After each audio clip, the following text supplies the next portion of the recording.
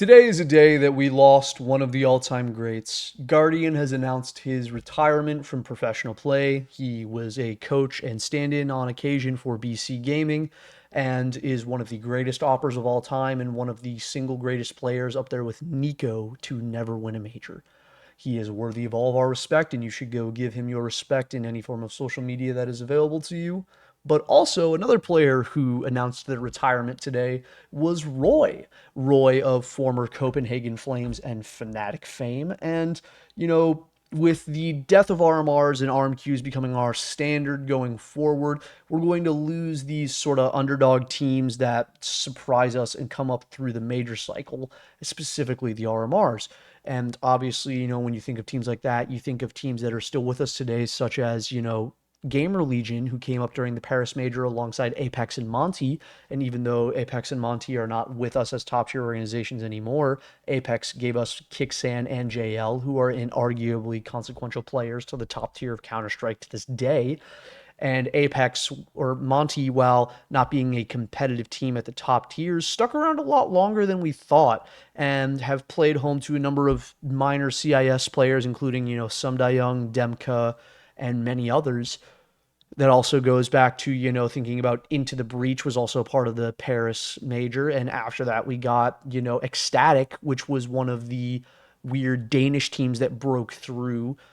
But honestly, there's also obviously the scourge of FaZe, Bad News Eagles. But to me, Copenhagen Flames were one of the most consequential teams to ever come through the RMR because of what they did after they broke apart as a roster. The roster of Nikodos, Zyphon, Roej, Hooksy, and Yabi, obviously the latter two being the most consequential members of the roster in the grand scheme of things. One, they went to they went to legend stages, I think, on their second RMR, but they went and broke through at the Copenhagen and the Antwerp majors.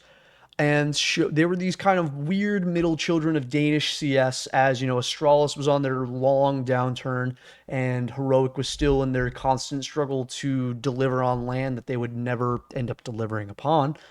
And so, this roster, while spunky, never was able to punch above their weight class beyond what we expected to a degree in playoffs or within different events. And so when they broke up, we got, Zyphon went down to Sprout, where he would play, I believe, alongside Wonderful for a brief period of time before he went to Na'Vi. Or if not, I'm obviously getting my brain completely fried. But from there, also Nikodos and Roej, Roej, who announced his retirement today, would go on to play for the ever struggling Fnatic, who still to this day have been unable to recover their brand value and deliver a competitive team to the top tier of Counter-Strike that remotely compares to their 2016 lineups or their, golden age of Counter-Strike lineups. And then there's the two most consequential members of the entire lineup, Hooksy and Yabi. Yabi, who would go on to be the upgrade for Refresh over in Heroic and make them far more competitive than they were before, but still not being able to push them over that line to winning consistent championships in the highest tier. And Hooksy, who would be airlifted into the position of IGL at G2 alongside the additions of JKS, who would go on to win both Katowice and Cologne within the same year, as well as establish one of the longest winning streaks of all time on Nuke. I think it was around 18 wins in a row on Nuke or something in the like. I'll post it in edits. But the Copenhagen Flames were one of the most consequential teams to come. I've used that word way too much, but one of the most consequential teams to come out of the RMRs, and to see them start to go from flames into ashes is really a sort of mark in a passing of time, in a passing of the ages. As Hooksy isn't really, Hooksy isn't really doing much. Zyphon isn't really doing much. Roej is retired. Nikodos isn't really doing much, and Yabi is on Astralis at least, but Astralis, we still don't know what their whole can of beans is even going to be. they still look bamboozled at times, but then they come out at, Cluj-Napoca and beat FaZe in the third place decider somehow.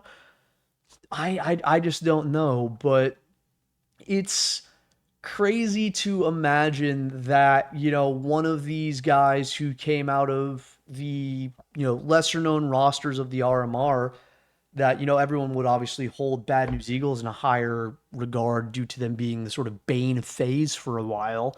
But Copenhagen Flames was one of the most impactful rosters on the tier one space of Counter Strike for a long time. And to see all of them start to fade into obscurity and retirement is a sad thing to see.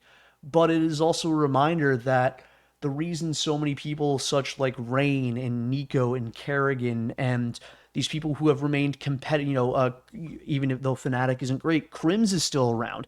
Like these people who have remained serviceable, if not hyper competitive for their entire careers, are such outliers within the space that we often forget that that is the case. These guys, the Copenhagen Flames guys, came up and went down in about 5 years. And even then, that's a longer career than most people get to have. They got more chances than most people get to have. And I just wish to remember them for that. As now we don't have RMRs, we have the regional major qualifiers. Even though in theory, if you wanted to manipulate the regional major qualifiers, you could in theory host a local LAN tournament with a certain amount of prize money to swing it, as we've seen over at the likes of Fragadelphia recently. Blue Jays went to the finals against Marsborn and were able to bump themselves up to 8th place in the North America Valve rankings. And as long as they continue to play well and try and get, even if they get one more VRS ranked event, they can challenge for the RMRs, and we'll start to see another generation of North American players, specifically, Minus is the standout that we can see right now, challenge for higher positions within the region. And maybe we can finally get over this weird middle generation of North American Counter-Strike where we haven't truly produced a prodigious player in a very long time. And who knows will be next, and who knows if we have a next player up. But we have to keep trying, we have to keep searching. But either way, way too many diatribes and side quests from the original topic. But either way, get out there and wish your happy retirements to Roej and to Guardian. It is a privilege that we have such a successful enough scene that people are capable of retiring from professional play as players to take up managerial, coaching, and or administrative positions within organizations throughout Counter-Strike and help the next generation of players to learn the types of things that they wish they had known at their time. That's one of the marks of a truly great sport and what makes Counter-Strike so unique, as we talked about in our coaching video. But this has been a fun ramble. I just wanted to post something rather lighthearted about this. I'm planning on doing something probably next week. I'll reach out to Donnie and see if we can get Bucket back for another counterculture and see if we can go over some of the stuff that's been going on, because there's been quite a lot going on in the news. But either way, thank you everyone so much for your support recently on the channel. It has meant a lot. And have a great rest of your day. I have been CJ. Have a good one.